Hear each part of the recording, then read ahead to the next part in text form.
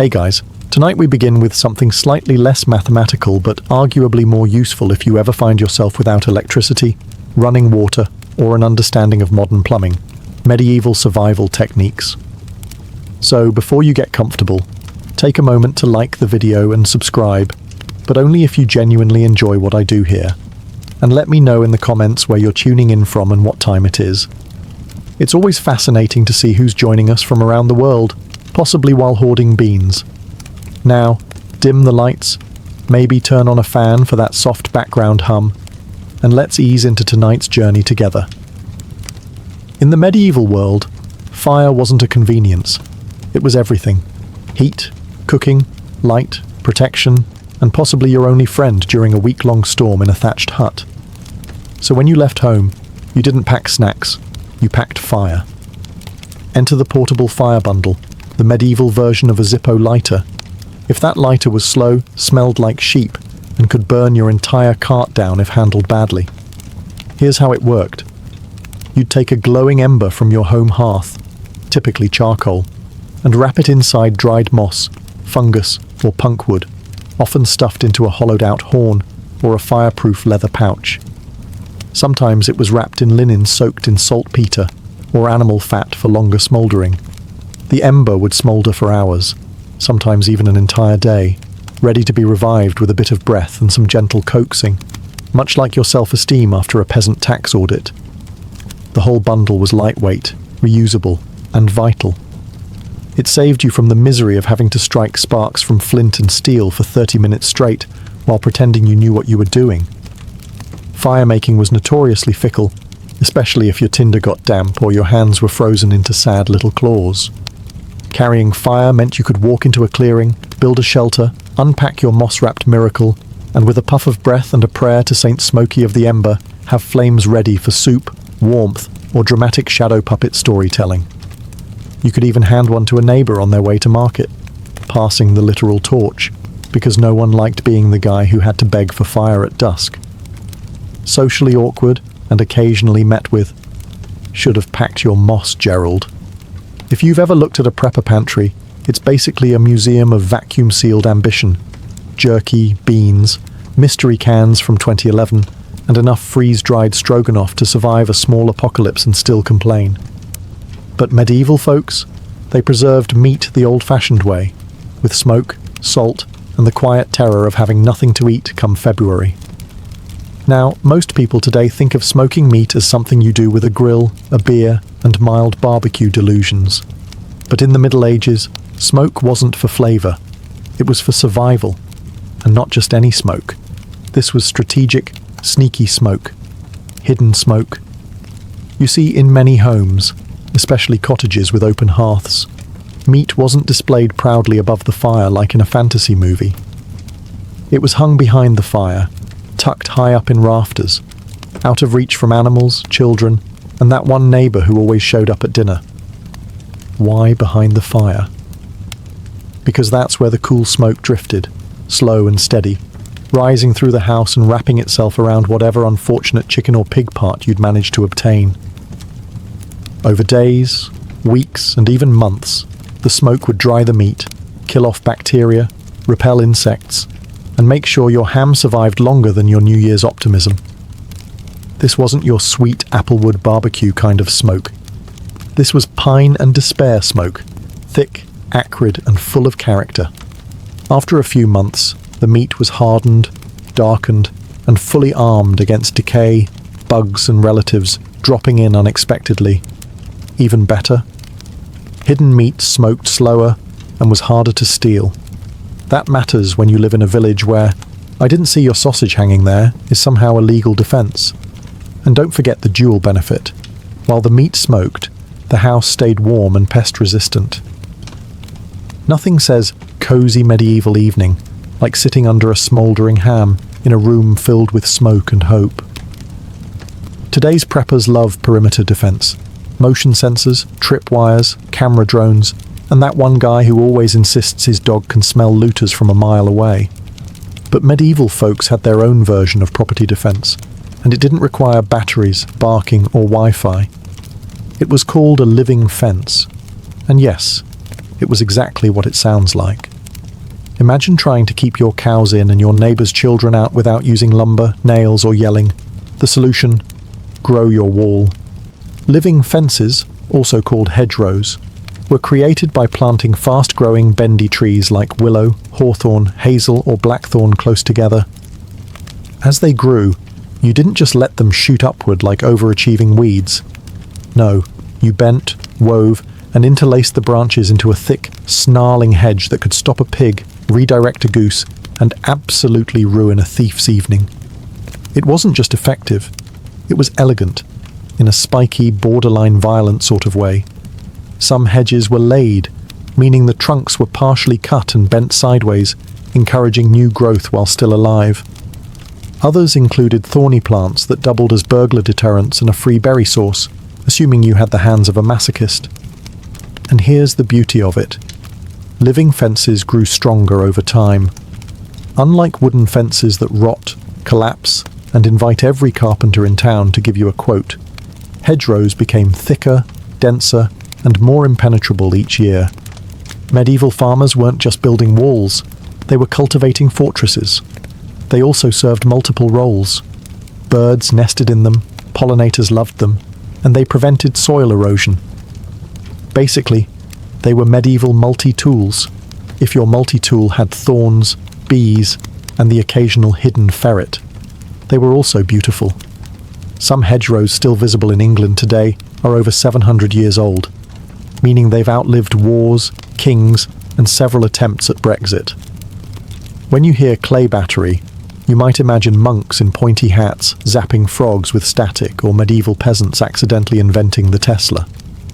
But no, this kind of battery had nothing to do with electricity and everything to do with temperature control, long before thermostats, mini fridges, or the phrase climate anxiety. Clay, as it turns out, is not just for pots, questionable sculptures, and preschool. In the medieval world, it was also an unspoken genius of thermal mass, which is a fancy way of saying it holds on to heat, or cold, like a stubborn grandmother holds on to grudges. Let's break it down. Medieval homes and food storage pits often used clay-lined vessels or walls to regulate temperature. In the summer, clay kept food cooler than the surrounding air. In the winter, it retained heat longer than most building materials. This wasn't science fiction, it was just physics with mud. People would store milk, butter, or stew in unglazed clay pots soaked in water. As the water evaporated from the porous surface, it cooled the contents, kind of like a medieval refrigerator, but cheaper, quieter, and less likely to make your leftovers taste like Freon. Some even buried clay pots in cellars or shaded pits, where the Earth's steady underground temperature helped preserve food, drinks, and sometimes Grandma's emergency apple pie. They could also be heated near a fire, then used to slowly release warmth through the night. Clay bricks were placed in beds, under cloaks, or even wrapped in wool and carried on wagons, the medieval equivalent of a hot water bottle, but earthier. And unlike modern batteries, these never exploded. At worst, they just cracked and quietly gave up. If you've ever cursed at a pan because your eggs decided to permanently fuse with it, you might appreciate Teflon. But if you lived in the Middle Ages, long before non-stick coatings and late-night infomercials, you relied on something far simpler and far more blister-inducing: friction glaze. Yes, medieval folks actually polished their cookware by hand to create a smooth, semi-resistant surface that helped reduce food sticking. It wasn't magic, and it wasn't perfect, but it worked surprisingly well, especially if your expectations were already shattered by a lifetime of cabbage-based disappointments. Here's how it worked. Pottery, especially cookware, was usually made of coarse clay, which is about as non-stick as sandpaper. But by rubbing the still damp pots with smooth stones, bone tools, or even hard wood, they compressed the surface, aligning particles and sealing pores. This painstaking polishing created a subtle shine known as a burnished glaze. Imagine someone spending half a day massaging a soup pot like it owes them money. That's friction glaze. Now, did this stop everything from sticking? No. This wasn't a miracle. It was medieval innovation, but it reduced food adhesion enough to make cleaning easier and stew less crusty. Some even coated their burnished pots with a thin layer of animal fat, then fired them to help seal the surface, a kind of prehistoric seasoning process. It also helped the pots last longer by making them more resistant to water and cracking. And for extra points, burnished pots looked nicer. In a time when most things were grey, wooden or dying, a shiny cooking pot was basically the medieval equivalent of kitchen bling. Of course, the process was labour-intensive, and likely gave many potters permanent shoulder problems, but it meant the difference between usable cookware and a vessel that turned porridge into plaster. Modern preppers might spend hundreds on titanium cookware or whatever the latest anti-stick miracle is. But medieval folks? They sat down, grabbed a rock, and just kept rubbing until the pot obeyed. Primitive? Maybe. Effective? Absolutely. Long before GPS, Google Maps, and that one friend who swears he knows a shortcut and absolutely doesn't, people had to navigate using their ears, especially in fog, or forests, or those charming medieval mornings when the mist was so thick you couldn't see your own cartwheel. Enter the lost art of sound navigation. Not a superpower, not echolocation by bat, but practical survival through careful listening. And frankly, we don't give our ancestors enough credit for this.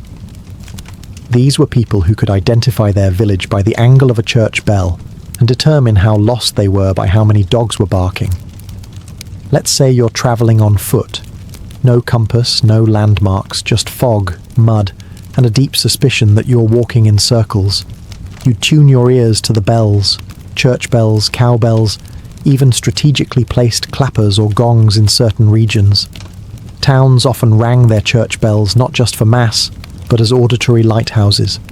Sound that cut through the mist and reminded you that civilization still existed. Somewhere. Herds were often equipped with cowbells or sheep bells, not just so you could find them again when they wandered off to commit mischief, but so you could follow the noise back home, assuming you didn't follow the wrong herd and end up in Gerald's pasture again. Forests and passes sometimes had wind chimes, clanging pots, or drums hung from trees to help mark trails. A clatter on the wind meant you were going the right way, or at least a way that someone had gone before and possibly survived. Fishermen used horns and echoes to find harbour entrances. Travellers would shout, clap, or bang sticks to judge distances by echo return.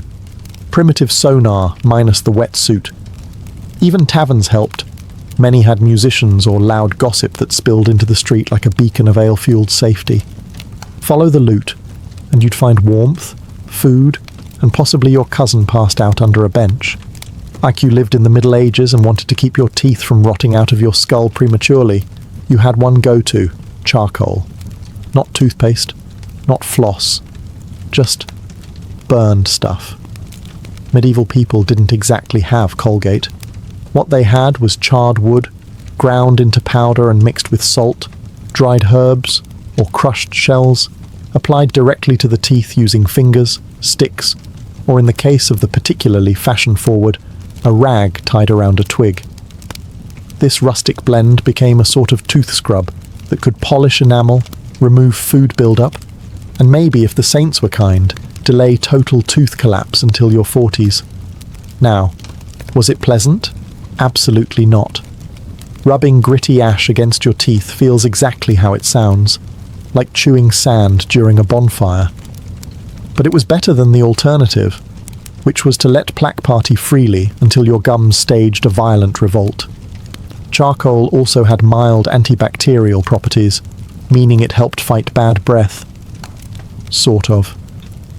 Fresh breath in the medieval context meant you could speak within 3 feet of someone without causing tears. Some recipes added mint, rosemary, or sage, not for effectiveness but for the illusion of hygiene. Others swore by vinegar rinses afterward, which likely undid any good the charcoal did, and added a nice enamel-melting bonus.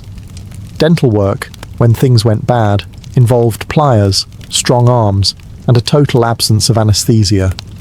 So yes, smearing ashes on your molars suddenly looked like a very attractive alternative. Today, charcoal has made a comeback, in hipster toothpaste and spa treatments. But let's be clear, medieval folks didn't use it to be trendy. They used it because the only other option was having your teeth pulled by a guy named Bartholomew who also sharpened knives. Let's be honest, modern housing is mostly drywall, concrete, and IKEA furniture that collapses if you even think about leaning on it wrong. But medieval peasants, they built homes out of sticks, mud, straw, and sheer optimism. The method?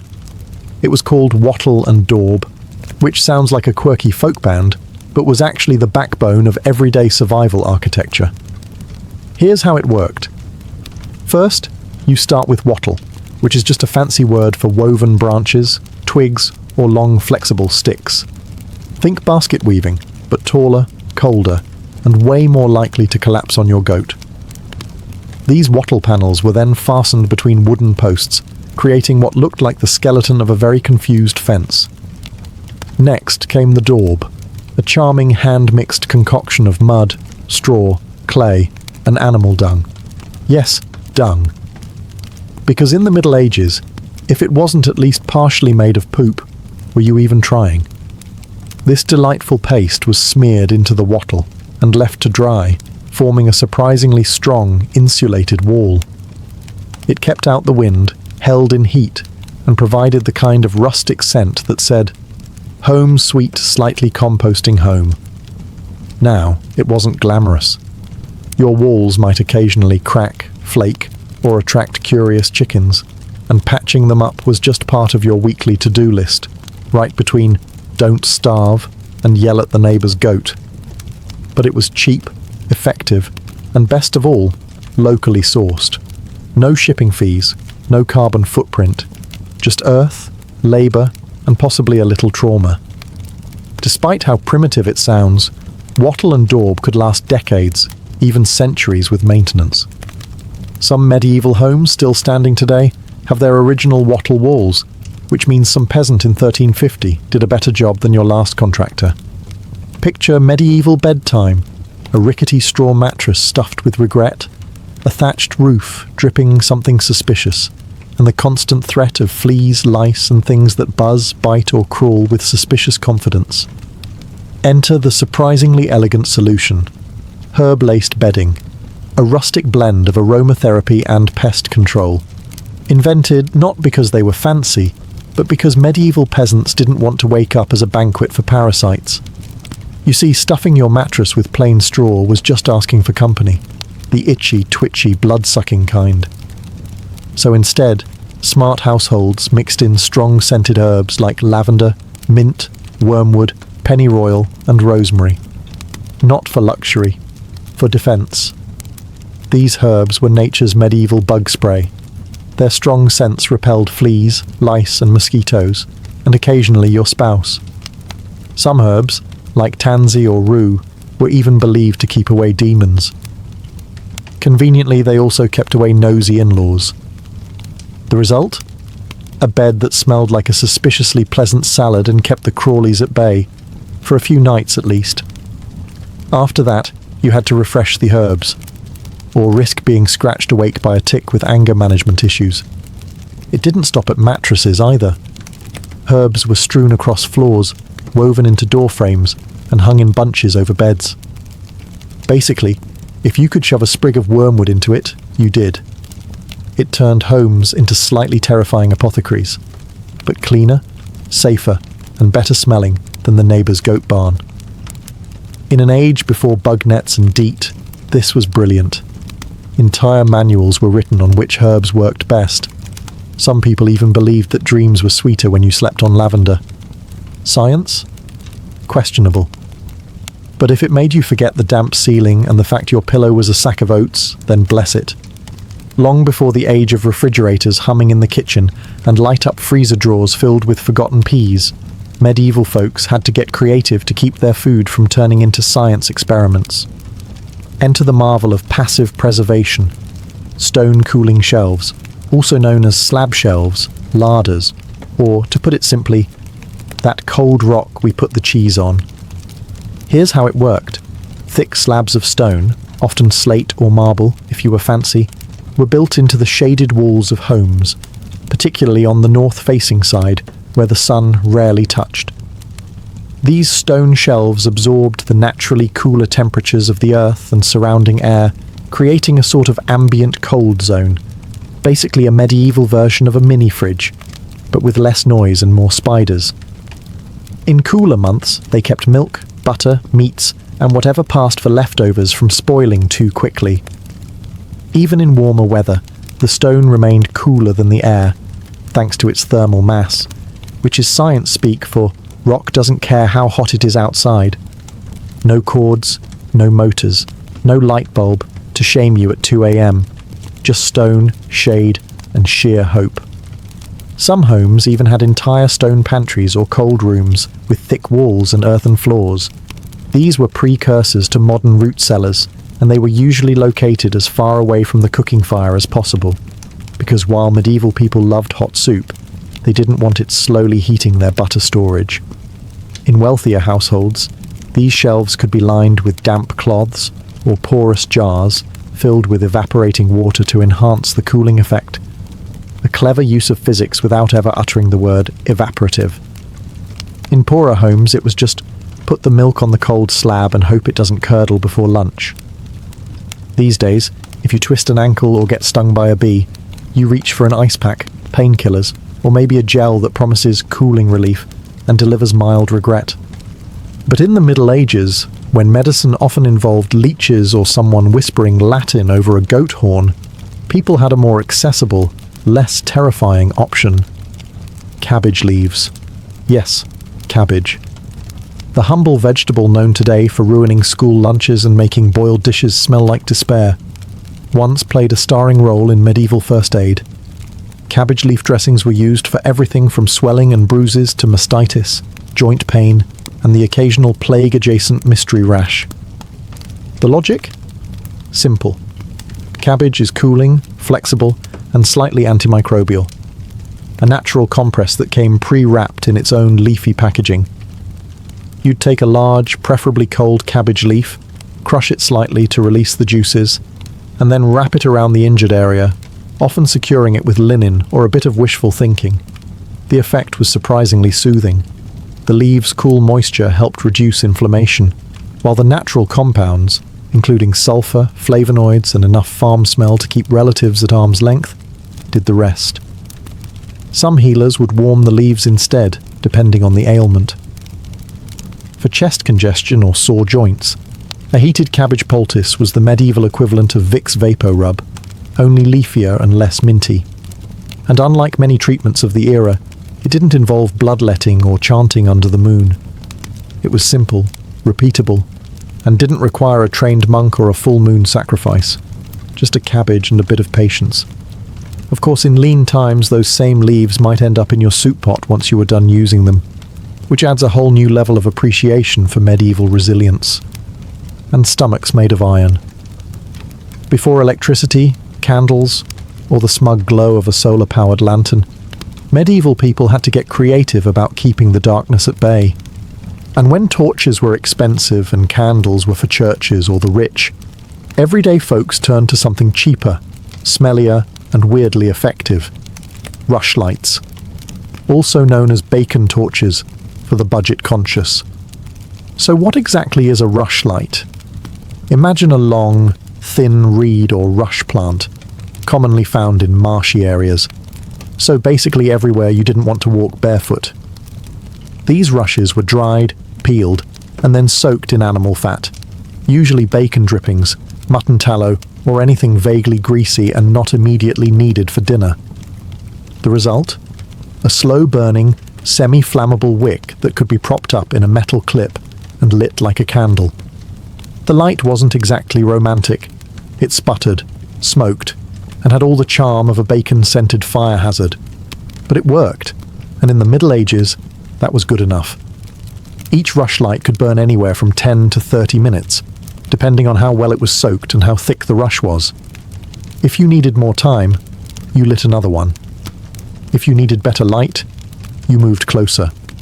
And if your rushlight went out in a drafty room, well, welcome to the fun world of medieval darkness. Rushlights weren't just for lighting, though. They were timers too. Need to boil something for half a rushlight's length? Done. Want to see how long it takes Gerald to return from the alehouse? Light one and count.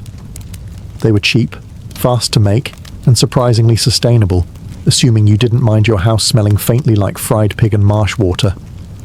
Today, we store butter in refrigerators, plastic tubs, or inside artisanal wooden churns if you're really committed to pretending you live on a Victorian dairy farm. But in the Middle Ages, refrigeration wasn't an option. So, naturally, someone looked at a swamp and thought, yeah, let's put the dairy product in there. And thus, bog butter was born. Bog butter is exactly what it sounds like. Butter, or sometimes lard, that was buried in a peat bog. Why a bog? Because, despite being full of mud, insects, and things that probably hiss when disturbed, bogs are cold, oxygen poor, and acidic. Nature's least inviting but surprisingly effective preservation chamber. People would take large quantities of butter, wrap them in cloth, bark, or even wooden barrels, and bury them deep in the peat, and not for a few hours. We're talking months, years, or in some cases, centuries. Archaeologists in Ireland have found bog butter over 3,000 years old. That's right. Some ancient Celtic peasant's forgotten snack is now in a museum instead of on toast. The cold, airless bog kept bacteria and fungi from spoiling the butter, and the tannins in the peat helped prevent oxidation. The result? A weirdly preserved lump of dairy that, according to brave modern taste testers, smells like cheese, smoke, and earthy regret. Now, was this the go-to for your everyday kitchen butter? No. This was long-term, survival mode storage, likely used for winter rations, tribute, or that cousin who always came uninvited in spring asking for food. Burying your butter in a bog also had the benefit of security. Want to keep thieves away? Hide your valuables in a freezing ankle-deep mud pit. No one's digging for breakfast in that. If you're imagining medieval people living in cosy hobbit holes with rustic larders and shelves of neatly labelled preserves, think again. Food storage was often less Pinterest and more, please don't let this go rancid before winter kills us all. And one of the cleverest solutions? Hollow trees? Yes, the original pantry that grew itself, required zero carpentry, and came with built-in camouflage. Hollow trees were surprisingly common across the medieval countryside. Whether naturally formed from age, lightning, rot, or over-enthusiastic squirrels, these cavities became impromptu storage units for peasants, travellers, and anyone with something perishable and no better options. Need to stash cheese, dried meat, or apples away from the house? Shove it in a tree. Want to keep food from being stolen by the neighbour's goat, or worse, the neighbour? Tree. Travelling through the woods and need a cold place to store that questionable pheasant you found? Tree. The interior of a hollow tree provided shade, insulation, and natural concealment. The thick bark and enclosed cavity kept temperatures relatively stable and helped slow spoilage. Not ideal for long-term preservation, but perfect for short-term storage, especially in cooler months. Some even lined the inside with leaves, moss, or bark to keep things dry and add a touch of that rustic medieval feng shui. Others placed food inside ceramic or leather containers before tucking them into the hollow, which at least gave the illusion that squirrels weren't licking your dinner. It wasn't just for food either. Hollow trees were also used to hide valuables, weapons, herbal remedies, and in a pinch, small children, during raids, not as a babysitting technique. A good tree could be the difference between starving and surviving, or at least the difference between cold cheese and suspiciously warm cheese. In the survival world, eating bark is usually code for things have gone very wrong. But in the Middle Ages, it was actually a legit survival food. Introducing bark bread, a medieval delicacy that says, I didn't starve, but I did chew a pine tree. During times of famine, which was often, peasants turned to the forest, not for game or mushrooms, too seasonal, too poisonous, but for tree bark. Specifically, the inner bark, or cambium, from pine, birch, or elm trees. This isn't the tough outer stuff, it's the soft, moist layer just beneath that was shaved off, dried, ground into flour and mixed into bread dough. Was it delicious? No. Was it nutritious? Actually, surprisingly, yes. Bark contains fiber, trace minerals, and complex carbs. It kept people alive when grain stores were empty, taxes were due, and the cows had mysteriously stopped producing milk, probably unionizing. Most recipes mixed bark flour with whatever was available, acorns, nettles, actual flour if you were lucky, and baked it into flat, chewy loaves that looked like bread and tasted like forest. But when your choices were bark bread or becoming bark yourself, you chose carbs. Some people even toasted or roasted the bark before grinding it, which gave it a smoky flavour, or at least distracted from the fact that you were eating tree. And it wasn't just for peasants. During sieges and harsh winters, entire communities relied on bark-based food to survive, sometimes even taxing how much cambium you could harvest from communal forests. Too much bark collection, and the tree died. Not enough, and the villagers did. So if the world ends and you're standing in the woods, no food in sight, don't panic. Just look for a birch, channel your inner peasant, and remember, you can totally eat that. In the land between the Tigris and Euphrates, beauty was a daily devotion. Ancient Mesopotamians didn't just groom themselves, they ritualized it. For them, cleanliness and adornment were signs of civility, favor with the gods, and even political status. You weren't just putting on a face for the world, you were preparing yourself for divine observation. Let's start with the eyes. Thick black eyeliner wasn't born in Cleopatra's boudoir. It was thriving centuries earlier in Sumer. Both men and women painted dramatic lines using kohl, a powdered concoction of lead, copper ore, and antimony. While this might horrify modern dermatologists, they believed it protected them from evil spirits, and, more practically, from the desert sun's glare. Their skincare routine would make modern influencers pause. Crushed semi-precious stones were mixed into oils to exfoliate and brighten the skin. Mud from the riverbanks, full of minerals, was smeared onto the body in thick, cooling layers. After it dried, it was gently scraped off, leaving the skin smooth and luminous. Yes, the first clay masks were less spa day and more ancient science. Hair removal was another ordeal. Using sharpened seashells or early tweezers, they plucked, scraped, or burned off body hair. Smoothness was equated with refinement and with godliness. The more polished your appearance, the closer you were to resembling divine perfection. Even their statues of gods and priestesses are hairless and immaculately styled, with symmetrical features and wide, painted eyes. And let's not forget the scent. Fragrant oils weren't just pleasant, they were powerful. Myrrh, frankincense, and cedar were infused into animal fats and applied to the skin like perfumes. People believed these scents purified the body and pleased the gods. In royal courts, perfumed oils were so valuable that they were offered as tribute. Eyebrows? Tattooed. Permanent cosmetics weren't invented in the 20th century. They were already practiced in ancient temples. Women inked their brows using soot or natural dyes, creating bold arches that framed their faces dramatically. It was beauty with commitment. If you think today's beauty trends are extreme, let's talk about Cleopatra. Yes, the Queen of Eyeliner was more than just a seductress. She was the poster girl for Greco-Roman beauty obsession. While her face graced coins, her influence reached into every apothecary and boudoir from Alexandria to Rome. And she wasn't alone.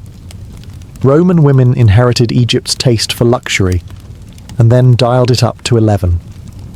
Let's begin with the iconic milk bath. Cleopatra was rumoured to bathe in donkey milk daily. Whether it was 500 donkeys or just a strong rumour, the truth is this. Lactic acid, found in sour milk, is a natural exfoliant. Romans copied this enthusiastically. Elite women bathed in milk, honey, and rose petals, believing it would smooth wrinkles and lighten the skin.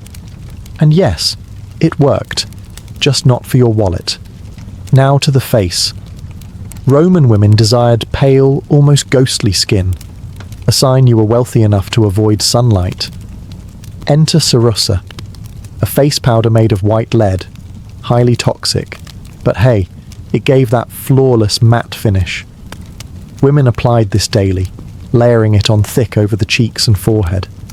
Over time, it caused sores, hair loss, and in some cases, death. But looking like a goddess, worth it. Rouge and lip stain were made from red ochre, crushed beetles, or mulberry juice. The more vivid your lips and cheeks, the more youthful and seductive you appeared. For eyeliner and eyebrows, soot mixed with animal fat did the trick. And if your eyebrows weren't naturally bold, no problem, just draw them on. Or better yet, tattoo them, just like in Mesopotamia. Hair was another battlefield. Roman women curled their hair into intricate styles using heated metal rods, long before your grandmother's curling iron. They dyed it using herbs, ash, or even fermented leeches. Yes, seriously, for that fashionable blonde look. Wigs made from German slave hair were common among elite Roman women trying to show off their wealth and style. And perfume? An empire in itself. Romans were addicted to scent. Oils infused with saffron, cinnamon, and roses were rubbed into every crease of the body. Bathhouses smelled like botanical gardens dipped in musk. In ancient China, beauty wasn't flashy, it was philosophical. Where Rome chased glamour, the Chinese aesthetic prized balance, harmony, and inner key. But don't mistake subtlety for simplicity. The beauty rituals of dynastic China were just as rigorous, deeply spiritual, and sometimes shockingly intense. Start with the skin. Chinese beauty standards revered a pale, porcelain-like complexion, not because they feared the sun, but because fair skin symbolized nobility and leisure. Peasant women worked the fields under harsh sunlight. Aristocratic women? They stayed indoors and preserved their complexions like priceless scrolls. White lead powder, ground pearl, and even powdered rice were common ingredients. It wasn't just makeup, it was medicine too. Many formulas were designed by court physicians and believed to boost qi or prolong life. But the real star of ancient Chinese skincare was jade. Jade rollers, which TikTok made trendy again, were used centuries ago by Han Dynasty women. Cool to the touch and symbolically connected to immortality, jade tools were rolled across the face to promote circulation, reduce puffiness, and maintain youth. Even emperors were known to keep jade pillows, believing the stone would draw toxins from the skin while they slept.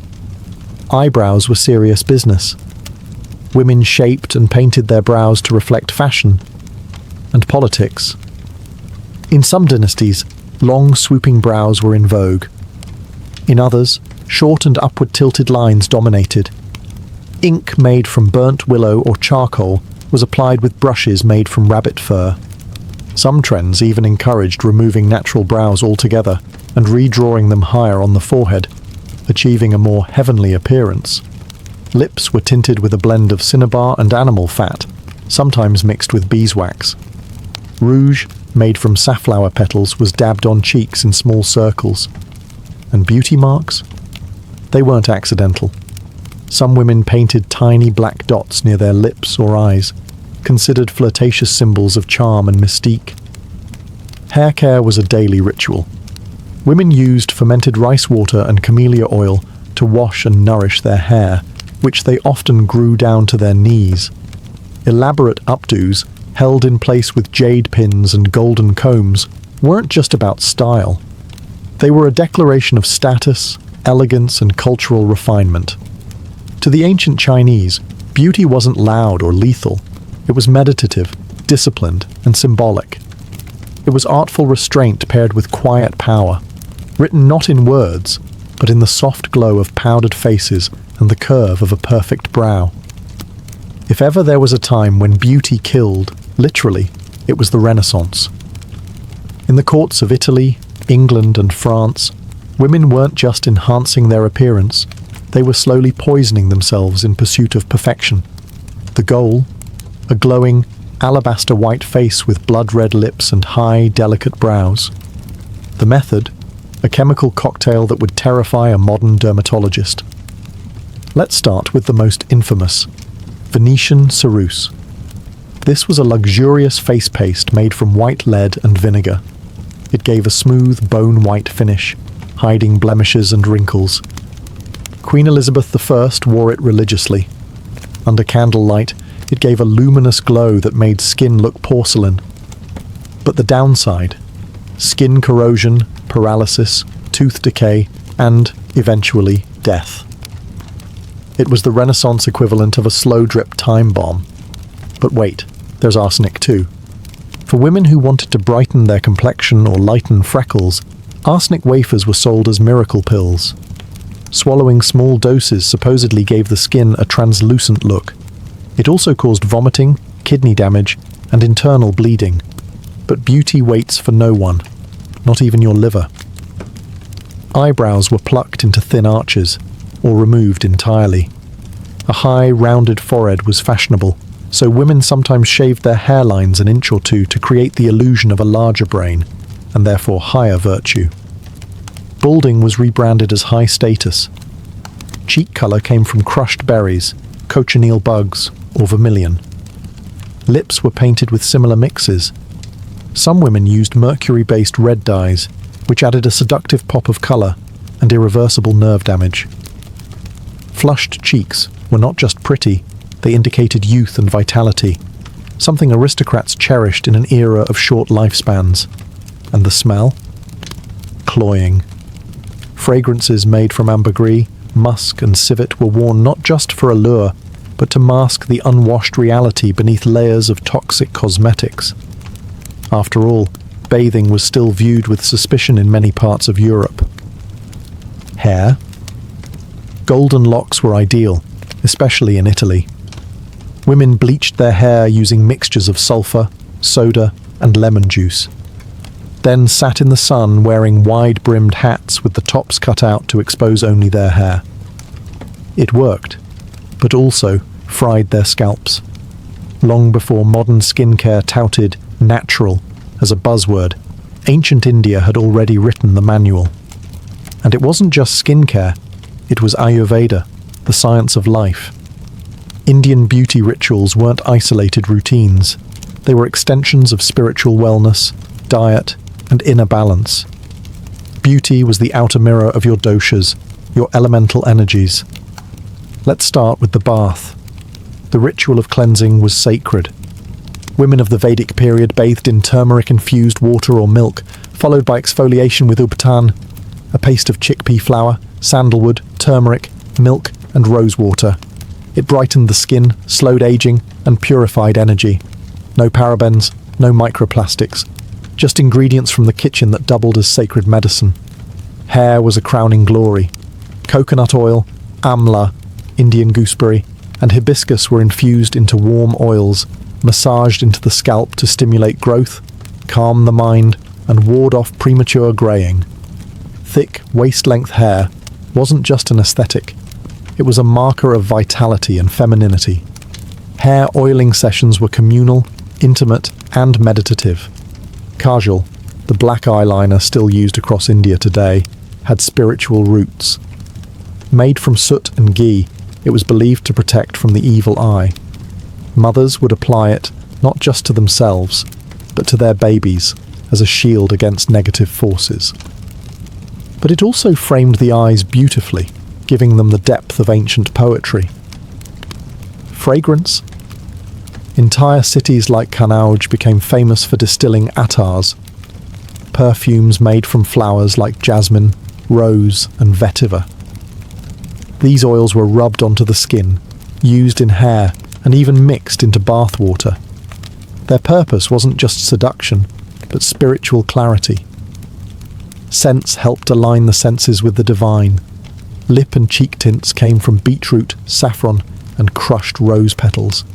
And teeth? Cleaned with neem sticks and charcoal long before plastic toothbrushes arrived.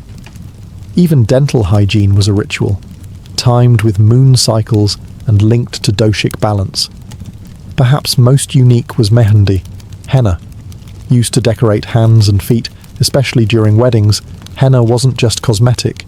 It cooled the body, lowered stress, and signified joy, fertility, and transformation. Every swirl in the design told a story. The ancient Greeks adored beauty, but not in the flashy gilded sense of later empires. For them, beauty was moral. Physical perfection reflected a virtuous soul. A sculpted body or symmetrical face wasn't just attractive, it was a sign of inner harmony, intelligence, and divine favour. So it's no surprise that grooming in classical Greece was practically a civic duty. Let's begin with the skin. Like the Romans, Greeks idolized pale complexions. A white face meant leisure and nobility. A tanned face meant you worked outside, which was for slaves and peasants.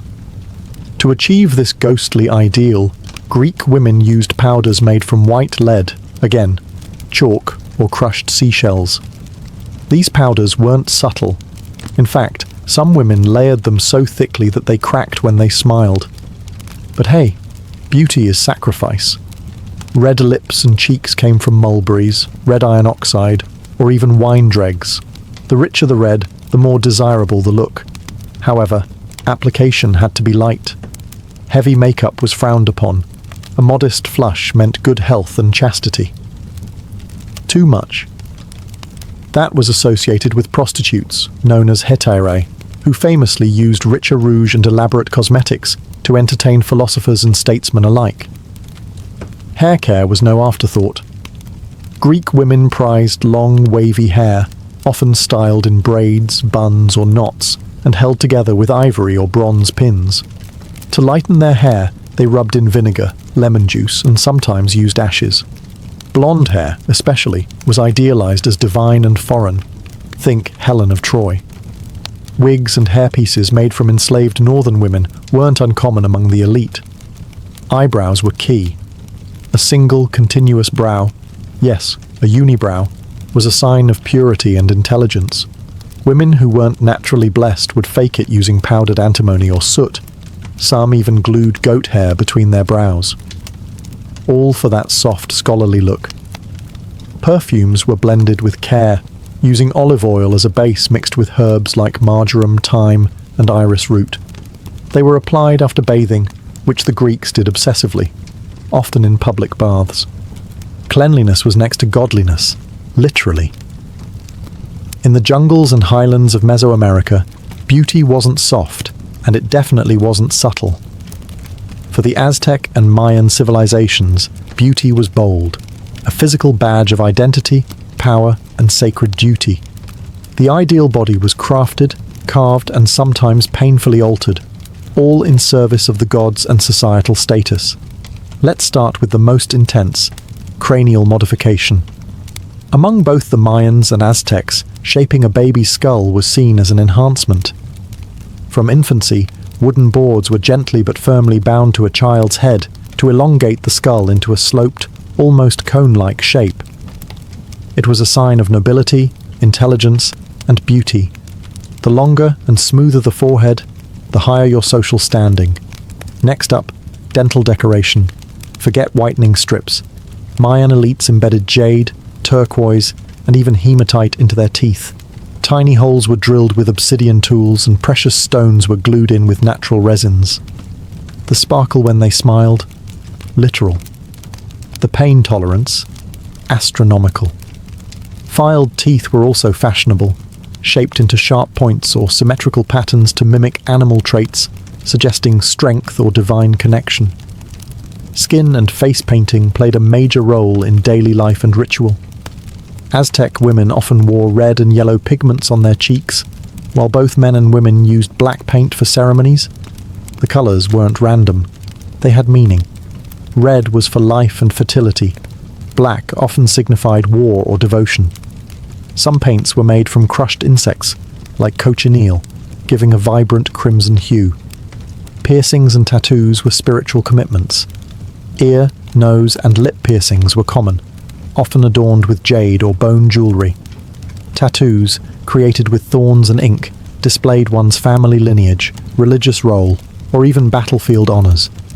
These weren't subtle accessories, They were declarations of loyalty to gods like Quetzalcoatl or Ixchel. Even crossed eyes were considered attractive among the Maya. Mothers dangled beads in front of their infants' noses, training them to look inward until their eyes misaligned. This wasn't seen as a defect, but as a sign of mystical insight. Across the vast and varied landscapes of ancient Africa, beauty was as diverse as the terrain itself. From the lush Nile Valley to the savannas of Nubia and the trade cities of West Africa, beauty rituals were both practical and profoundly symbolic. Adornment wasn't just a matter of style, it was a statement of identity, status, and even cosmic alignment. Let's begin in ancient Egypt, where beauty was practically a science. Both men and women wore kohl around their eyes, not just for allure, but as protection. The black pigment, made from galena or lead sulfide, reduced sun glare and warded off infections. The dramatic lines extended beyond the lids, creating the famous almond-eyed look of Egyptian art. Eyes weren't just mirrors of the soul, they were sacred instruments, channels to the divine. Perfume was a luxury and a necessity. Egyptians loved scent so much that they created perfume cones, wax cones infused with myrrh, cinnamon, and lotus oil that were worn on the head during ceremonies. As the cone melted in the heat, it released fragrance, coating the hair and body. Daily hygiene included scented oils after bathing, often applied with stone or alabaster jars that were art pieces in themselves. Skincare was rooted in both beauty and climate survival. Palm oil, shea butter, and castor oil were used to protect the skin from harsh sun and dryness. These oils weren't just moisturizing, they were medicinal. Mixed with herbs, they healed wounds, soothed rashes, and preserved the skin's glow. Body scrubs were made from sand or crushed seeds, keeping skin exfoliated and clean long before loofahs were invented. In Nubia, hairstyles were central to identity. Elaborate braids and shaved patterns told stories of tribe, age, and marital status. Hair was often dyed with henna, or decorated with beads, shells, and gold threads. A towering styled coif was more than fashionable. It was regal. Further west, in ancient Yoruba or Songhai territories, body painting using indigo and ochre pigments played a role in rituals and celebrations. Tribal markings, either scarified or painted, were not seen as blemishes, but beauty enhancements and markers of strength and heritage. Beauty has always demanded something in return: time, effort, money. But in the ancient world, it could also demand your health, your sanity, and even your life. Across civilizations, the pursuit of perfection often crossed into dangerous territory. While these rituals were admired and even worshipped, they sometimes left scars far deeper than the cosmetic. We've already seen the chilling ingredients: lead, arsenic, mercury, and crushed insects, all used in makeup and skincare. What these substances had in common was toxicity.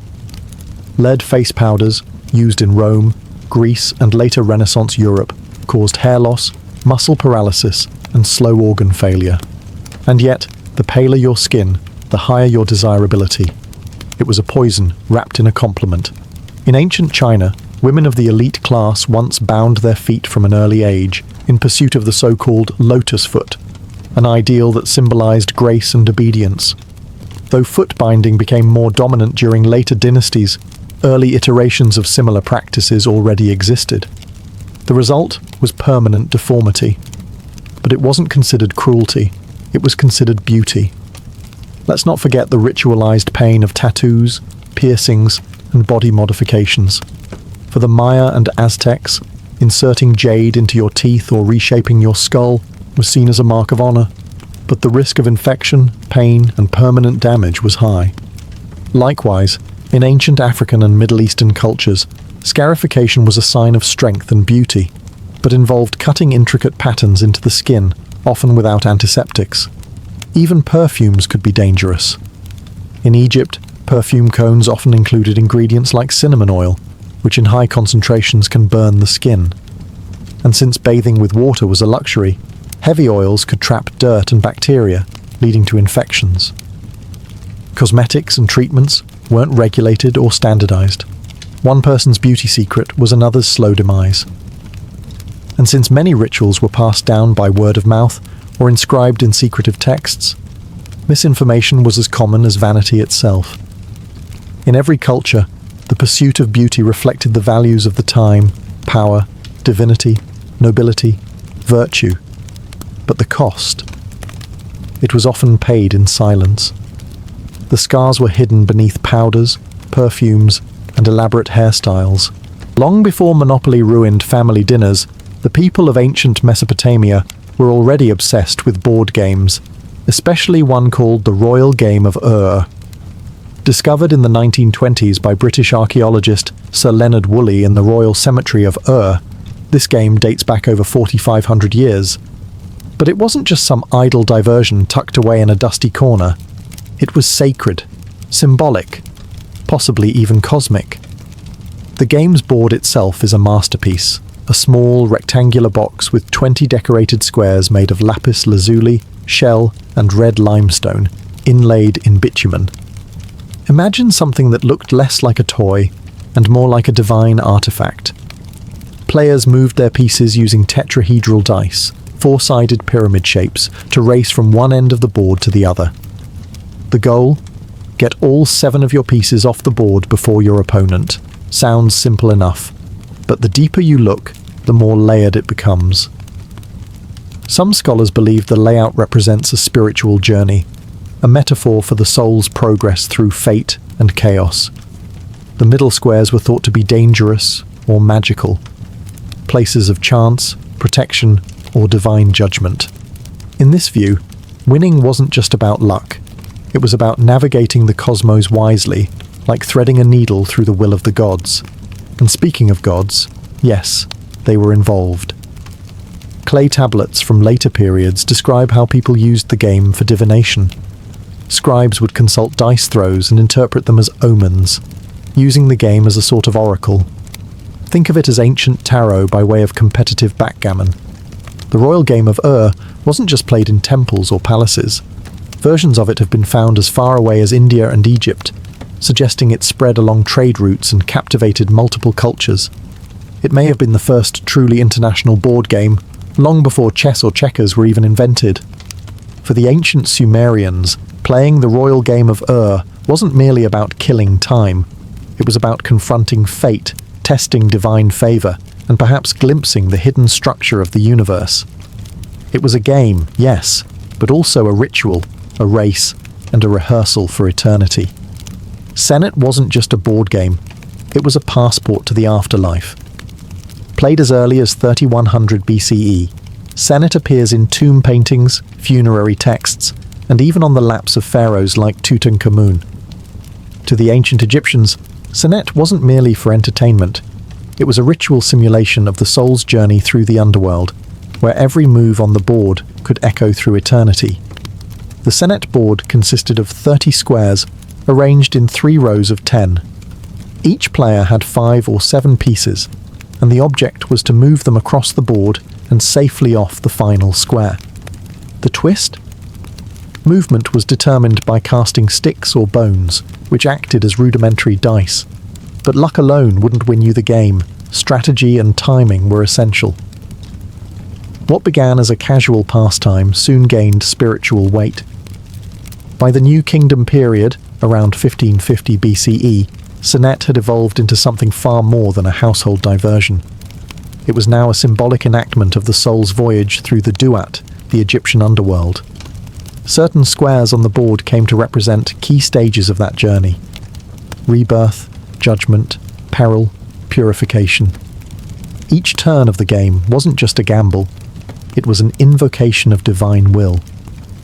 The iconography around Senet became increasingly mystical. Some boards were inscribed with hieroglyphs representing protective deities or spells. Square 26, for example, often symbolized the House of Rebirth, while Square 27 might be the House of Happiness. Landing there could mean divine protection, while other squares spelled delay or even danger. The board became a microcosm of the afterlife, a spiritual obstacle course laid out in cedar and paint. Senet was also closely tied to the goddess Ma'at, the embodiment of truth, justice, and cosmic order. Playing Senet well was a symbolic rehearsal for navigating the trials of the afterlife, where the soul would be weighed against the feather of Ma'at. Win the game, and you might win immortality. Lose? Let's just say you'd better hope someone packed extra amulets in your tomb. So while Senet may look like an ancient version of backgammon, it was much more. Part game, part theology, part guidebook to the netherworld. In Egypt, you didn't just play Senet, you prayed through it. To the untrained eye, knucklebones looked like child's play, just a handful of oddly shaped bones tossed in the air. But in ancient Greece, it was far more than a simple pastime. It was a game of skill, chance, flirtation, and even divine symbolism. Whether in bustling Athenian marketplaces or quiet temple courtyards, knucklebones clattered across stone floors, echoing laughter, rivalry, and ritual. The game was originally played using the small ankle bones of sheep or goats, known as astragaloi. Unlike modern dice, these four-sided bones didn't roll in uniform patterns, making each throw unpredictable. Players tossed them into the air and tried to catch them on the back of their hand, or land them in certain positions to score points. The rules varied by region and era, but the thrill was universal. It wasn't just kids who played. Adults, particularly women, adored it. Greek vases and sculptures often show young girls playing knucklebones in elegant robes, their faces full of concentration. For many, it was a game of elegance and dexterity, a kind of ancient fidget spinner meets social ritual. In fact, it was sometimes used as a courtship display, where a graceful throw might catch the eye of a passing suitor. But there was also something deeper. The astragaloi were often linked to fate and the gods. Each side of the bone had a name and a numerical value, which made them ideal for both gaming and divination. A good throw might be interpreted as a sign from the gods, perhaps even a message from Apollo or Hermes. And if you threw 4 of the same side? That was the coveted Venus throw, a win so perfect it was said to be touched by divine favour. The game also had strong ties to death and the afterlife. Knucklebones were often placed in graves as toys or tools for divination in the next world. Some believed spirits could play through them, or that they helped the dead predict the future. Eventually, the game evolved. Greeks began casting knucklebones made of bronze, glass, and ivory. But the core appeal remained. It was easy to learn, hard to master, and steeped in mystique. In Greece, knucklebones were more than a game. They were flirtation, fate, and fun, all rolled into a single toss. If chess is war on a board, then ludus latrunculorum was Rome's declaration of battle. This ancient Roman game, often shortened to latrunculi or the game of little soldiers, wasn't just a way to pass time in a villa courtyard. It was an intellectual sparring match, a brainy rehearsal for real-world conflict. To play it well was to think like a general.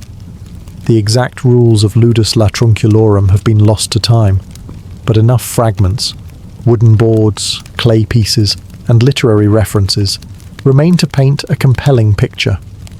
Played on a grid, often 8x8 or 9x10 squares, each player controlled an army of small uniform pieces called latrones, or mercenaries. The objective? Outmaneuver your opponent and capture their pieces by surrounding them. No dice, no luck, just cunning. What made it thrilling was its subtlety. This wasn't a race game like or Senet. It was tactical, demanding foresight and psychological warfare. Players would bait, feint, and trap, just like in actual military campaigns. Roman authors like Varro and Ovid mention it as a pastime favoured by both soldiers and statesmen. Some saw it as a test of character. Others just liked humiliating their friends in front of a crowd. Interestingly, the game wasn't confined to the elite. Latrunculi boards have been found scratched into stones, floors, and even rooftops across the Roman Empire, from Britain to Egypt. Soldiers played it while stationed on the frontier. Merchants played it between negotiations. It transcended class and culture, offering both escape and strategic training. The pieces themselves varied: simple pebbles, carved ivory tokens, or glass counters. Some boards featured special squares, possibly fortresses or thrones, where key captures could occur.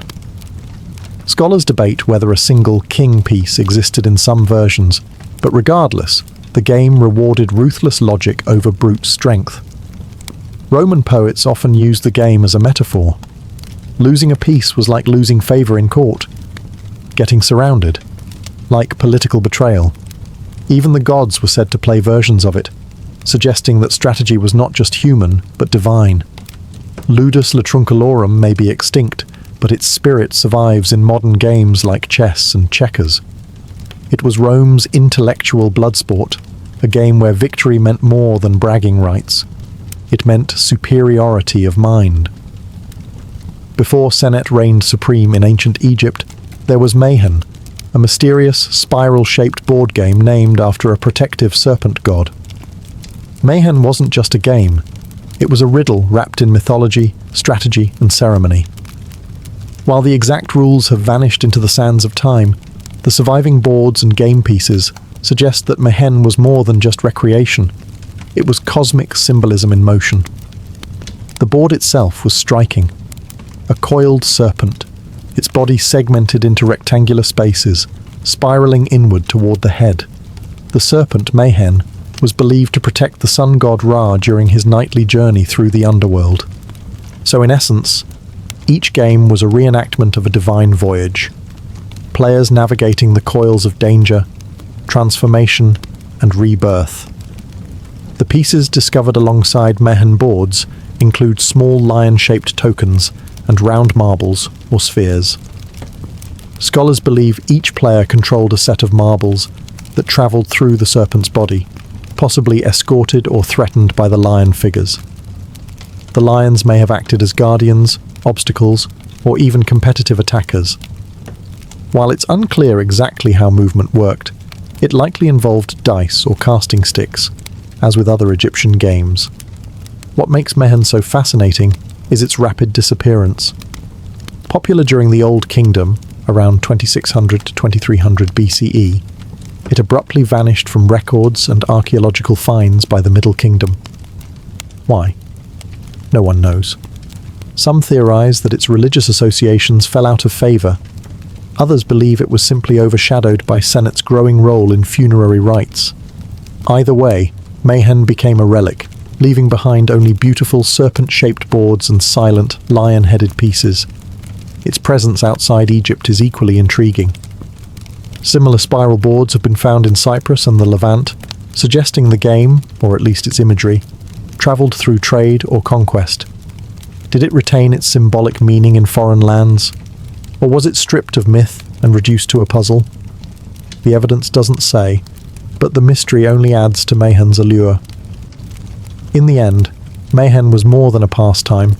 It was a walk along the divine spine of a serpent, a metaphor for protection, risk, and the eternal cycle of life and death. To play it was to enter a spiral, one where each move echoed with myth.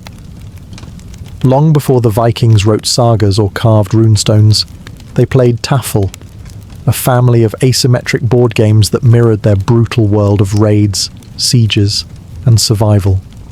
From frozen longhouses in Norway to trading ports in Ireland, Taffel games were spread across the Norse world, sharpening minds as much as swords. These were not gentle pastimes. Taffel was warfare, distilled into strategy, deception, and calculated risk. The most famous version is Hnefatafl, or King's Table, played on a square grid that varied in size, most commonly 11x11 or 13x13. The asymmetry is the game's signature. One player commands a king and a small group of defenders in the centre of the board. The other controls a larger army of attackers on the edges. The king's goal? Escape to a corner square. The attacker's goal? Capture the king by surrounding him on all four sides. There are no dice, no luck, only logic, planning, and brute positional play. And just like in Viking raids, the odds are not even. The attackers outnumber the defenders 2-1, forcing the king's player to think like a desperate leader, constantly evading, redirecting, and outwitting the enemy. Taffel boards were often carved from wood, antler, or even stone, with intricate grid patterns and stylized playing pieces. Wealthier warriors might own versions made of glass or bone, with figures shaped like warriors, kings, or dragons. The boards were portable, easy to carry on longships, and the rules, though regional, shared the same heartbeat: conflict. It wasn't just entertainment. Tafel trained Viking minds for real-world leadership and ambush tactics. It taught when to retreat, when to sacrifice, and how to think several moves ahead. In an age where alliances shifted like wind on the fjords, the ability to anticipate your opponent could mean the difference between glory and death. Tafel was so embedded in Norse culture that even Christian missionaries used it to connect with pagans, sometimes replacing the king piece with a bishop. But as chess spread into Scandinavia during the medieval period, Tafel began to fade, seen as a relic of the old gods. By the 12th century, it was nearly extinct, though echoes of it still survive in regional games like Tablet. In its prime, however, Tafel was more than a board game. It was a Viking battlefield, just quieter, cleaner, and played with bone instead of blood. In the grand courts of ancient India, amid elephants, incense, and sacred chants, a game was being played, not just for fun, but for fate. Pachisi, known as the national game of India, was more than just a pastime. It was a cosmic dance of karma, kingship, and calculated risk. With origins dating back to at least the 6th century CE, and possibly earlier, Pachisi was a favourite of emperors, especially the legendary Akbar the Great, who didn't just play it, he lived it. The game board is shaped like a giant cross, symbolising the 4 cardinal directions and the intersection of fate. Each arm of the cross forms a path of squares, converging at a central square, representing the throne or home. Players race their 4 pieces around the board, trying to return them all to the centre before their opponents. The twist? Movement is determined by throwing 6 or 7 cowrie shells, not dice. The number of shells landing open side up dictates the movement. So every turn blends chance, choice, and divine whim. But Pachisi isn't just about movement. It's about capture. Land on an opponent's piece, and you send them back to the beginning. Timing, positioning, and bluffing are everything. A rash move can lead to disaster. A patient strategy can dominate the board. It's a game of nerves, much like the chess of war or the politics of court life. And yes, it was played in real life. Literally. Akbar famously built a massive courtyard version of the board at Fatehpur Sikri, where real people dressed in colour-coded clothing acted as game pieces. He played from above, moving human tokens with royal authority. It was spectacle, statecraft, and spiritual theatre all rolled into one. Pachisi's symbolic layers run deep. The cross-shaped board reflects the intersection of Dharma, duty, Artha, prosperity, Karma, desire, and Moksha, liberation. Success requires not just skill, but alignment with universal order. A good game, like a good life, balances risk and restraint.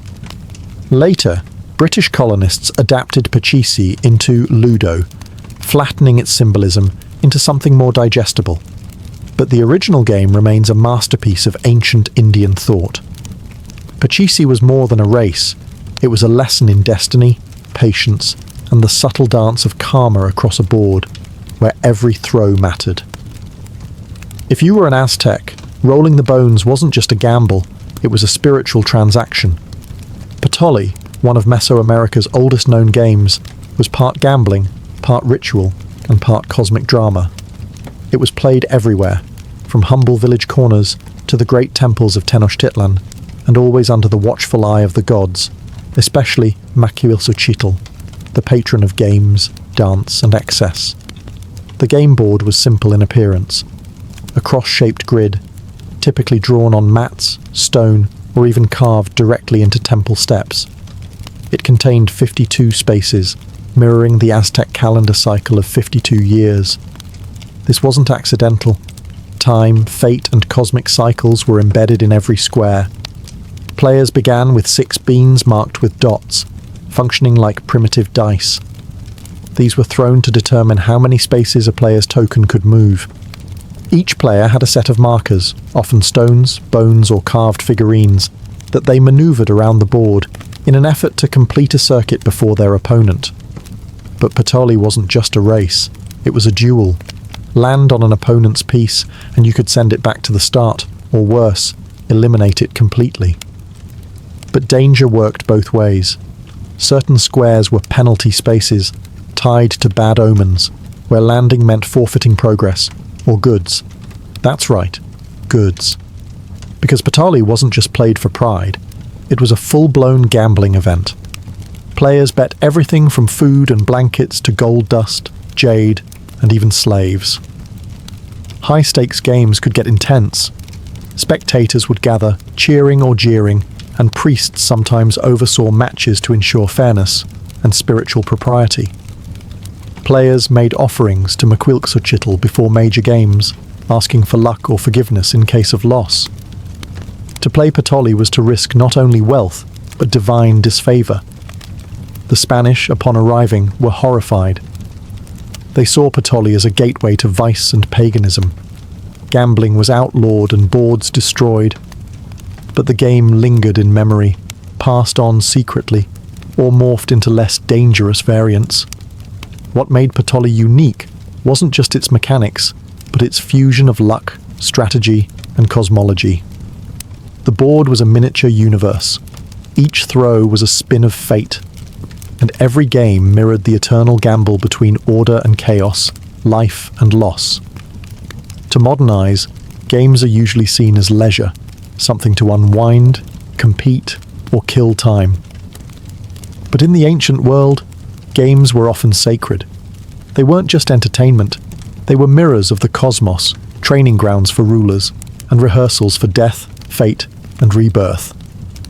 Across civilizations, from Mesopotamia to Mesoamerica, play was never just play, it was ritual in disguise. Take Senet and Patoli, for instance. These weren't casual pastimes. They were embedded with religious meaning, often played in temples, tombs, and ceremonial contexts. Senet boards were found in the tombs of Egyptian pharaohs, not as toys but as tools to guide the soul through the duat, the underworld. Winning a Senet game wasn't about outsmarting your opponent, it was about proving your spiritual readiness for the afterlife. Likewise, in the Aztec world, Patoli was played under divine surveillance. Mkwilxochitl, the god of games and excess, demanded offerings and observance.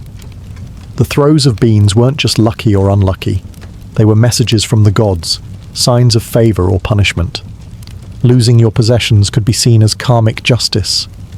Winning, a momentary alignment with cosmic forces. Even more abstract games like Mayhen and Pachisi carried rich symbolic weight. Mayhen reenacted the serpent god coiled around the sun god Ra during his nightly journey through the underworld. Every movement on the board symbolized protection, progress, or peril. Pachisi, with its cross-shaped layout, wasn't just about reaching the center. It was a model of Dharma, Karma, and Moksha, the entire spiritual cycle rendered in cowrie shells and tokens. And the role of games in education and warcraft can't be overstated. Games like Ludus Latruncalorum and Tafel weren't just distractions for soldiers.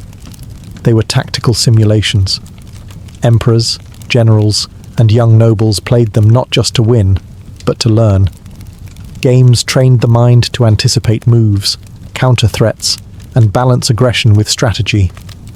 They forged leaders in silence, away from the battlefield. So whether they were rolled in temples, chanted in courts, or carved into stone, ancient games served multiple roles. They amused, yes, but they also taught, healed, judged, and prepared. They connected humans to the divine, players to fate, and time to eternity. In the ancient world, when you sat down to play, you weren't escaping life. You were living it deeper. Mary Wollstonecraft, Godwin entered the world on August 30th, 1797, with more pressure in her first breath than most feel in a lifetime. She was born into an intellectual earthquake. Her parents, Mary Wollstonecraft and William Godwin, were two of the most radical thinkers of their time. Her mother was the author of A Vindication of the Rights of Woman, a fiery feminist treatise that dared to argue women were rational beings worthy of education and equality. Her father was a political philosopher and novelist who rejected monarchy, organized religion, and traditional marriage. Together, they formed one of the most revolutionary unions in Enlightenment England. And then, 11 days after Mary's birth, her mother died. From the beginning, Mary's life was marked by brilliance and loss. Raised by her father in a house filled with books, ideas, and visiting radicals, she grew up surrounded by the ghost of a mother she never knew but whose voice rang through the pages of her writing. Her father did not hide these works. He encouraged Mary to read them. Her education was anything but ordinary. She absorbed Greek myths, science, poetry, philosophy, and history before most children had learned to write a paragraph. The garden became her classroom. Her thoughts were fed by the likes of Coleridge, Rousseau, and Voltaire. But the household was far from idyllic. William Godwin eventually remarried, and Mary's relationship with her stepmother, Mary Jane Clairmont, was cold and contentious. The new Mrs. Godwin favoured her own children and viewed Mary as a moody, defiant girl with too much imagination. Mary, for her part, despised the domestic expectations placed on her and found solace only in writing and dreaming. By age 10, she was scribbling her own stories. By 14, she was reading books most adults would fear to touch. She was not a girl built for embroidery and tea. She was a storm, quietly gathering strength. Mary's childhood, framed by the ideals of political revolution, personal freedom, and feminist rebellion, laid the foundation for a life unlike any other. Her origins were haunted by death, defined by genius, and forged in fire. She was not simply her parents' daughter. She was already becoming something stranger and far more powerful.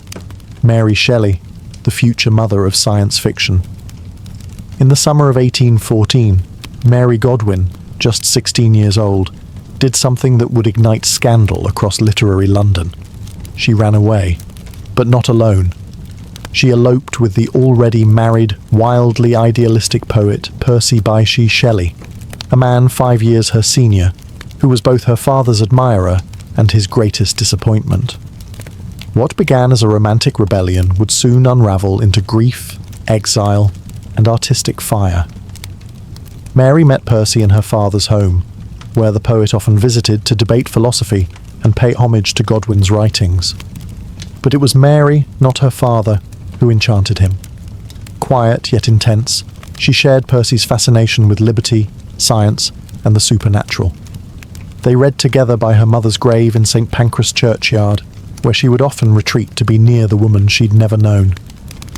It was there, between headstones and candlelit books, that their love story began. Their departure was abrupt and reckless. Mary, Percy, and Mary's stepsister Claire Clairmont left England and sailed across the Channel to France with barely a change of clothes and no clear plan. Percy abandoned his pregnant wife Harriet, a decision that would haunt all of them. The trio wandered through revolutionary France and Switzerland on foot, writing in their journals by day and sleeping in flea-bitten inns by night. Their money ran out quickly, forcing them back to England in disgrace. What followed was a spiral of hardship. Percy's creditors hounded them. Mary's father, once the voice of free love, shunned her, and the children began to die. Mary gave birth to a daughter who died within weeks. "Dream that my little baby came to life again," she wrote in her journal. "Awake and find no baby." Grief had entered her bloodstream, and it never left. Yet through the turbulence, Mary's mind sharpened. She was reading voraciously Greek myths, alchemy, galvanism, scientific theories about reanimation. She was living in exile, a radical woman in a conservative world. Her relationship with Percy was both intoxicating and exhausting. He was brilliant, erratic, emotionally distant, yet passionately supportive of her writing. Mary Shelley had become an outcast, but she was no victim. Her life, already overflowing with rebellion and heartbreak, was laying the groundwork for something extraordinary. And in just a few short years, on the shores of Lake Geneva, lightning would strike. In the summer of 1816, Mary Godwin, now Mary Shelley, found herself at the heart of one of literary history's most infamous vacations. She was in Switzerland, staying at the Villa Diodati by Lake Geneva with her lover Percy Shelley, her stepsister Claire Clairmont, the notorious Lord Byron, and Byron's physician John Polidori. The weather was miserable. Thanks to the eruption of Mount Tambora the year before, the skies were choked with ash. Crops failed. Temperatures dropped. It became known as the year without a summer. Trapped indoors, the group passed the time telling ghost stories and discussing science, poetry, and philosophy. One night, Byron proposed a challenge. Each person should write their own supernatural tale. A creative storm began to brew, one that would change literature forever. Mary was just 18. Byron and Shelley were already celebrated poets. Polidori would go on to write The Vampire, a precursor to Dracula. But it was Mary, quiet and observant, who would shatter expectations. At first, she struggled to come up with an idea. Days passed. Then, during a conversation about galvanism, the use of electricity to reanimate dead tissue, something clicked. That night, Mary had a vision. In her words, "I saw the pale student of unhallowed arts kneeling beside the thing he had put together. I saw the hideous phantasm of a man stretched out." She had dreamed of a scientist, and the monster he brought to life. Thus was born Frankenstein, or the modern Prometheus. The novel wasn't just horror, it was a fusion of science, myth, and grief. Victor Frankenstein's obsession with creating life mirrored the age's fascination with scientific progress. The creature, shunned and unloved, reflected Mary's own feelings of abandonment and otherness. Themes of parenthood, isolation, and guilt bled onto every page, drawn from her losses and the chaotic men around her. When Frankenstein was published in 1818, it was anonymous. Many assumed Percy had written it. He had penned the preface. He was the husband. He was the man. But the truth couldn't stay hidden. The world would come to know Mary Shelley not only as the wife of a poet, but as the mother of science fiction. In one summer, she had taken lightning, death, and her own sorrow, and made a monster that would never die. After the birth of Frankenstein, Mary Shelley's life didn't settle into literary triumph. Instead, it plunged deeper into sorrow. Death had always circled her, but in the years following 1818, it closed in relentlessly. Even as her creation began to walk in the public imagination, her own family began to vanish. Mary and Percy returned to England, where grief struck again. Their two young children, Clara and William, both died. Clara from dysentery in Italy, William from malaria shortly after. Mary was devastated. She had now lost 3 children in as many years. The pain was bottomless. She wrote, "I am not now in a state to be comforted." She isolated herself, her mind darkened by nightmares, and her health began to deteriorate. Yet amidst the sorrow, a glimmer of life emerged. In 1819, she gave birth to her only surviving child, Percy Florence Shelley. He would become her anchor in the years to come, but even he could not shield her from the next blow. In 1822, tragedy struck again, this time brutally and suddenly. Percy Shelley drowned in a storm while sailing off the coast of Italy. His body washed ashore, unrecognizable except for a volume of Keats's poetry in his pocket. Mary was just 24 years old, widowed, broke, and emotionally shattered. She had lived through the deaths of 3 children, her half-sister Fanny's suicide, the suicide of Percy's estranged wife Harriet, and now the drowning of the love of her life. It was a gothic horror no fiction could rival. Yet somehow, she endured. Mary gathered Percy's remains, both literal and literary. She preserved his poems, his reputation, and even allegedly kept a piece of his calcified heart wrapped in silk, stored in her writing desk. Grief was no longer just a companion, it was her constant muse. And through it all, she kept writing. Her pen became her lifeline. She composed Valperga, a historical novel, The Last Man, a post-apocalyptic vision of plague and isolation that eerily mirrored her own desolation, and she edited and published Percy's works, ensuring his legacy wouldn't drown with him. Mary Shelley didn't just survive tragedy, she absorbed it, transformed it, and turned it into art. Love had defined her early years, but now, loss would shape her myth. By the mid-1820s, Mary Shelley was alone in a way few young women of her era could imagine. At just 28, she had already buried most of the people she had loved: her parents, her children, her half-sister, her husband. What remained was her pen, her son, Percy Florence, and the crushing weight of legacy. She was no longer the radical teenager who fled England for love. She was now a widow, a single mother, and a woman surrounded by ghosts. And yet, she endured. Financially unstable, Mary relied on her writing to survive. But Victorian society wasn't kind to women who had lived too much.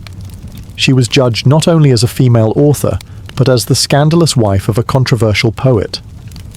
Publishers wanted her to be palatable, respectable. So she learned to navigate the literary world with care, balancing her radical past with the need to provide a stable life for her son. She wrote tirelessly. Novels like Perkin Warbeck, Lodore, and Faulkner, each weaving themes of political exile, lost mothers, and moral conflict.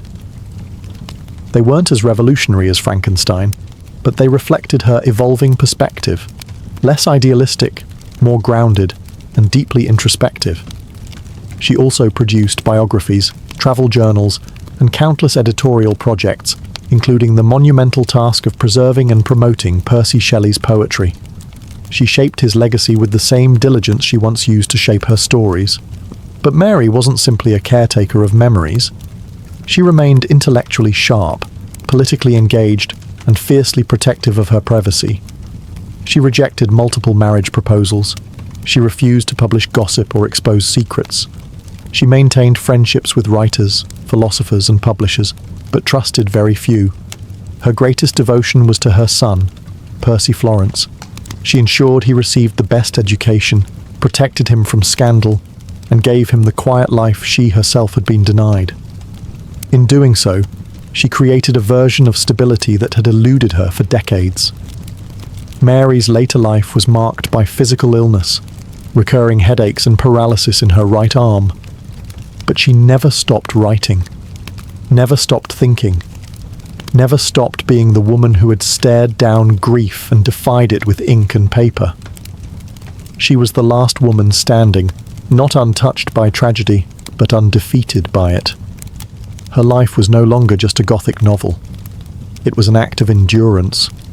By the time Mary Shelley reached her 30s, she had become a quiet force in the literary world, not through loud acclaim, but through sheer persistence. She was no longer merely Percy Shelley's widow or the daughter of famous radicals. She was Mary Shelley, the author of Frankenstein, a novel that, over time, had begun to take on a strange life of its own. Frankenstein had first been dismissed by critics. Some saw it as a disturbing oddity, others assumed it had been written by her husband, but the public couldn't look away. By the 1830s, the story had already begun evolving beyond the page. Theatre adaptations sprang up across Europe, including The Popular Presumption, or The Fate of Frankenstein, which portrayed the creature as a mute brute, far from Mary's eloquent tragic original. Still, it proved the novel's cultural power. Her monster was no longer just hers, it belonged to the world. And with that came something extraordinary. A new genre was beginning to form. Frankenstein had unknowingly birthed science fiction. Long before Jules Verne and H.G. Wells, Mary Shelley had asked the terrifying question, what happens when man plays God? She had fused Gothic horror with Enlightenment-era science, threading human tragedy through speculative imagination. It wasn't just a horror story, it was a warning. Mary herself didn't claim to have invented a genre. In fact, she rarely called attention to herself at all. But scholars now regard her as the mother of science fiction, a title she earned not through intention, but innovation. She had taken the anxieties of her era, about science, morality, motherhood, and death, and moulded them into a timeless parable. As she edited Percy's works and navigated the male-dominated publishing world, Mary quietly influenced generations of thinkers. Her writings explored not only politics and feminism, but ecological disaster, existential dread, and ethical boundaries. Her 1826 novel, The Last Man, imagined a world ravaged by plague and loneliness, a vision that would only be fully appreciated a century later. Though ill for much of her later life, she never stopped engaging with the world through her writing. Her legacy was already in motion, creeping out of the lab, across the stage, through the press, and into the bloodstream of modern culture. Mary Shelley had breathed life into an idea that would never die, and for that, literature would never be the same. Mary Shelley's life was shaped not only by love and loss, but by identity, an identity she was constantly forced to defend, reshape, and preserve. Being a woman writer in the 19th century was already a political act. Being Mary Shelley, the daughter of revolutionaries, the widow of a radical poet, and the creator of a morally complex monster, made her existence even more loaded. After Percy's death, Mary was left in a precarious position. Though she had taken his surname through their marriage, her status as his literary executor and the guardian of his legacy was not guaranteed. His family, the aristocratic Shelleys, had never approved of Mary. They viewed her with suspicion, considered her dangerous, and offered her a meagre allowance on the condition that she stay out of their affairs. They allowed her to raise her son, but not to speak too freely. Mary played a long and careful game. She towed the line between respectability and rebellion, crafting a public persona that was quiet, literary, and maternal, while still protecting her radical lineage beneath the surface. When editing Percy's poetry and writing his memoirs, she subtly sanitized his atheism and revolutionary views, ensuring that his works could reach a wider, more conservative Victorian audience. Critics have debated this move for decades. Was it betrayal or strategy? Perhaps it was both. Mary understood the politics of reputation better than most. But while she worked to preserve Percy's legacy, she also fought for her own. Publishers wanted her to be silent, anonymous, or at best, the footnote to her husband's genius. Mary refused. She continued writing novels under her own name. In an era when women were still publishing under male pseudonyms, Mary Shelley insisted on visibility. At the same time, she quietly inserted political themes into her fiction. In Lodore and Faulkner, she explored issues of female autonomy, flawed fatherhood, and the social limitations placed on women. In The Last Man, she imagined the collapse of civilization and the futility of empire, hardly subtle commentary. Mary Shelley's pen was not just a creative tool, it was a weapon. Through fiction, biography, and quiet editorial work, she shaped not only the memory of a generation, but the framework of modern literature. As the Victorian era bloomed around her, Mary Shelley entered her final decade with a quiet dignity shadowed by physical decline and emotional isolation. Though she was still recognized for her intellect and literary contributions, the world that had once swirled with radicalism and romanticism was fading, and Mary was one of its last living witnesses. The vibrant coterie of her youth, Byron, Percy, Clare, even her father William Godwin, were gone. The revolutionary fire of the early 1800s had given way to Victorian restraint. Mary found herself increasingly alone, burdened by chronic illness. She suffered from debilitating headaches, partial paralysis in her arms, and what may have been a recurring brain tumor. Yet she rarely complained. Her pain was simply folded into her routine, like ink into paper. Still, she remained committed to her son, Percy Florence Shelley, who had grown into a dutiful and affectionate young man. Unlike his parents, Percy Florence lived a conventional life, eventually inheriting the baronetcy denied to his father. Mary clung to his companionship, focusing her remaining energy on ensuring his success and protecting him from scandal, especially the ghosts that still followed the Shelley name. Though her days of bold creation were behind her, Mary kept working. She maintained correspondence with publishers, friends, and fellow intellectuals. She continued reading widely: history, science, political theory, remaining intellectually engaged even as her body betrayed her. She kept editing Percy's works, carefully curating his poetic legacy while tiptoeing around the more incendiary pieces to preserve public favour. But the shadows never fully lifted. She lived modestly, sometimes on the edge of poverty, and never remarried. Marriage to Mary was never about security. It had been about passion and shared ideals. No one else could fill the space Percy had occupied, nor would she allow them to try. In 1851, at the age of 53, Mary Shelley died of what was likely a brain tumour. She passed quietly, surrounded by her son and his wife. After her death, they found among her belongings locks of hair from her lost children, and the rumoured piece of Percy Shelley's heart wrapped in silk. Even in death, Mary Shelley remained the keeper of memory. A woman shaped by loss, elevated by genius, and driven to write through every shadow. Mary Shelley died in 1851, but her voice never went silent. In the decades that followed, her work, especially Frankenstein, grew beyond her wildest imagination. What began as a ghost story by a teenage runaway became one of the most influential novels in human history. Mary Shelley wasn't just remembered, she was resurrected, again and again. At first, her fame lingered quietly. During her lifetime, she had been praised mostly for her loyalty to Percy and her editorship of his poetry. Her own fiction, though respected, was often dismissed or misunderstood.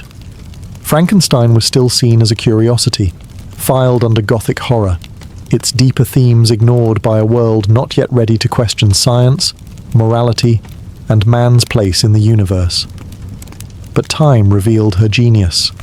By the 20th century, Mary's monster had become a cultural icon. Film adaptations, beginning with the silent era and exploding with Universal's 1931 Frankenstein starring Boris Karloff, gave her creation a new face. Literally. The creature became a misunderstood symbol of modern anxiety, a tragic being forged by human arrogance and cast out by society. Each adaptation reflected the fears of its time. War, technology, nuclear power, artificial intelligence. And always, at the core, Mary Shelley's fingerprints. Scholars began to revisit her work with new eyes. Feminist critics championed her not just as the wife of a poet, but as a literary architect in her own right. They explored her insights into motherhood, grief, creation, and power. The Last Man, once overlooked, was re-evaluated as an early dystopian masterpiece. Her life itself, marked by rebellion, intellect, and endurance, became as fascinating as her fiction. Today, Mary Shelley is not just remembered, she is revered. She is called the mother of science fiction, the queen of Gothic literature, a pioneer who fused the personal with the philosophical. Her legacy lives on in classrooms, laboratories, film studios, and political discourse.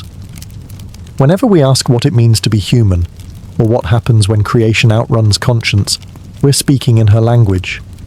She gave us a monster.